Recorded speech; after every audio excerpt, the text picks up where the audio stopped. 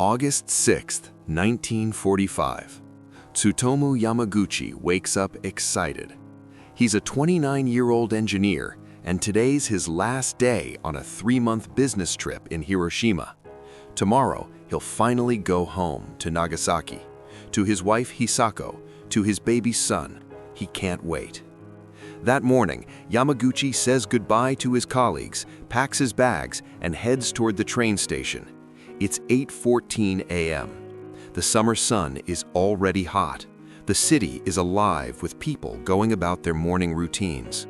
Then, at 8:15, Yamaguchi looks up. A single American B-29 bomber crosses the sky. Odd, he thinks. No air raid sirens, no warning, no swarm of bombers like usual, just one plane. Suddenly, he sees something fall from the aircraft, a small object tumbling through the air. Then, nothing. Everything goes white. Not bright, white. Pure, blinding white that erases the world. Yamaguchi's brain can't process what's happening. There's no sound, no sensation, just white. Then reality comes crashing back. A wall of heat slams into him like opening an oven door, except this oven is 7,000 degrees. His skin starts to burn instantly. The shockwave hits him like an invisible truck, throwing him through the air. He lands hard. When he opens his eyes, he can't believe what he sees. The entire city is gone. Where buildings stood seconds ago, there's nothing but rubble and fire. People are wandering around like ghosts, their skin hanging off their bodies. The smell is unbearable. Yamaguchi touches his face. His skin feels wrong, loose. He looks at his arms. They're covered in severe burns. His ears are ringing so loud he can barely hear the screams around him. Yamaguchi doesn't understand what just happened, but he knows one thing. He needs to get home, to his family. He spends that night in a bomb shelter with other survivors. No one speaks. What is there to say? The next morning, August 7th, he begins his journey. The trains aren't running. Roads are destroyed. He's burned, bleeding, and can barely hear. Every step is agony, but he keeps moving. It takes him 2 full days, walking through the ruins, sleeping in the wreckage, avoiding dead bodies. On August 8th, he finally stumbles into his home in Nagasaki. His wife, Hisako, screams when she sees him. His face is swollen to twice its size. Burns cover his arms and legs. His hair is singed.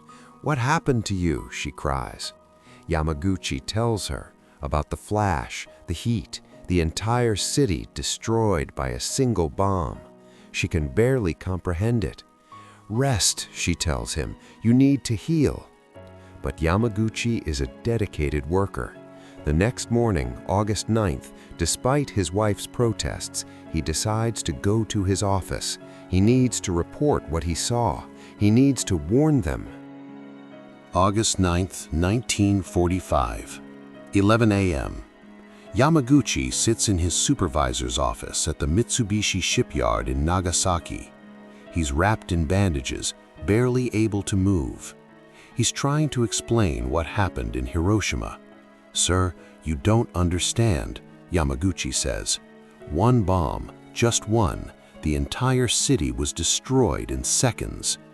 His boss looks at him skeptically. "Yamaguchi, that's impossible. You must be confused from your injuries. No single bomb could." That's when Yamaguchi sees it, through the office window, the same blinding white flash. Time seems to freeze. For a split second, Yamaguchi's mind can't accept what's happening. Not again. It can't be happening again. "Get down!" he screams, diving under the desk. Boom! The world explodes for the second time in 3 days. The building shakes violently. Windows shatter into a million pieces. The ceiling collapses. The heat wave rolls over everything. And Tsutomu Yamaguchi, The man who just survived the Hiroshima bomb is experiencing another atomic explosion. When the shaking stops, he crawls out from under the desk. His bandages are gone, blown off by the blast. His burns have reopened and are bleeding, but he's alive again. His supervisor is staring at him in shock, covered in dust and cuts. Yamaguchi doesn't say anything. He just runs. He has to get home. He has to find his wife and son. 3 kilometers from the explosion, Yamaguchi's wife, Hisako, is thrown to the ground, shielding their baby. The house shakes, windows break, but the walls hold.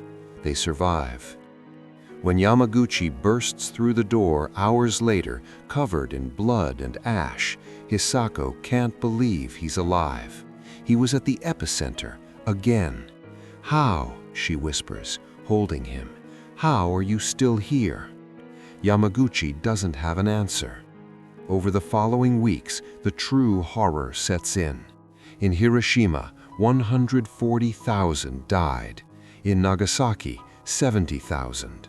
Over 210,000 lives erased by 2 bombs. And Yamaguchi was at ground zero for both. His recovery is slow and painful. The radiation poisoning makes his hair fall out. He goes temporarily blind. His hearing never fully returns. He develops radiation sickness that will haunt him for years. But he survives. His wife also suffers from radiation exposure. Years later, she'll die of cancer caused by that day. But for now, they have each other, and they have their son. Tsutomu Yamaguchi could have stayed silent. He could have tried to forget, but he didn't. For the rest of his life, he became a voice for the voiceless. He traveled the world, speaking about nuclear weapons, sharing his story, warning humanity.